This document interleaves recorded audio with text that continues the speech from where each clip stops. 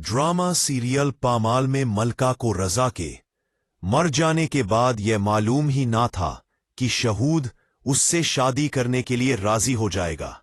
शहूद कहता है, देखो मलका, मुझसे शादी कर लो। मैंने अपने भाई के साथ बहुत बुरा किया था। मैंने रजा का हाथ बीच रास्ते में छोड़ दिया था।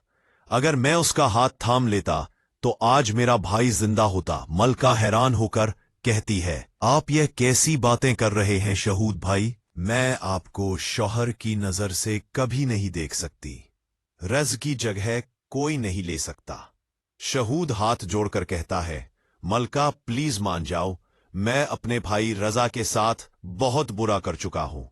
अब उसके एहसानात उतारने का यही तरीका है कि मैं तुमसे निकाह कर लूं, तुमको सहारे दे दूं और तुम्हारी बेटी को बाप का साया मिल जाए।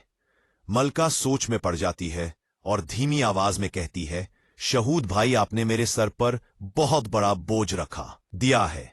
मैं सोचकर आपको जवाब दूंगी। शहूद कहता है, मैं तुम्हारा बुरा कभी नहीं चाहूंगा। तुम मेरे प्यारे भाई रजा की बीवा हो।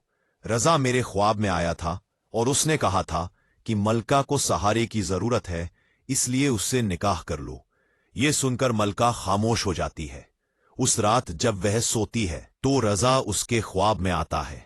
रजा कहता है, मलका, तन्हा जिंदगी मत गुजारना। मैंने शहूद को पैगाम भेजा था, उसकी बात मान लो, यही बेहतर है।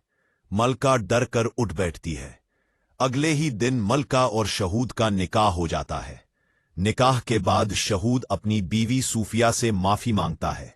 सूफिया, मैंने तुम्हारे साथ भी बुरा किया और अपने भाई रजा के साथ भी, लेकिन मलका को तन्हा छोड़ देना मुनासिब नहीं था। उसके पास ना घर ना सहारा। उसके मामू कब तक उसे रखेंगे? वह 2 कहानियां लिखकर थोड़े पैसे कमा लेती है, मगर इतने नहीं कि घर गाड़ी सब कुछ संभाल सके। सूफिया निदामत से कहती है, ठीक है शहूद, मलका को इस घर में ले आओ। रजत तो उस दुनिया में रहा नहीं और मैं उतनी काबिल भी नहीं कि उससे माफी मांग सकूं। शहूद जवाब देता है, जो हमसे गलतियां हो गई वो हो गई, अब वक्त है कि हम सब कुछ संवार लें। अगले क्या होगा? मलका के घर आने पर सूफिया के दिल में एक नई बेचैनी जन्म लेगी। शहूद मलका की बेटी से दिल लगा बैठेगा, मगर सूफिया इस तब्दीली को बर्दाश्त नहीं कर पाएगी। मलका सोचने लगेगी कि क्या उसका नया निकाह रजा की रूह को सुकून देगा या नहीं, मुश्किल तो पैदा करेगा।